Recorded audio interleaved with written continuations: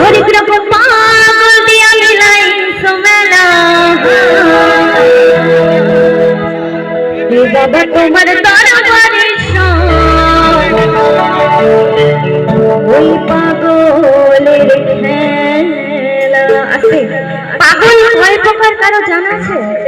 আমি একটু বলি। এক প্রকার হচ্ছে টাকা পয়সার জন্য পাগল, এক প্রকার হচ্ছে ভালোবাসার জন্য পাগল, এবং আরেক প্রকার হচ্ছে এই যে দেখছেন আমরা গান বাজনার জন্য পাগল, আজকে এখানে তো কালকে ওখানে। তবে আরেকটি বিশেষ পাগল আছে, যদি এখানকার ছেলেরা দাদা ভাইরা বলতে বলে তবে বলবো, নাহলে বলবো না।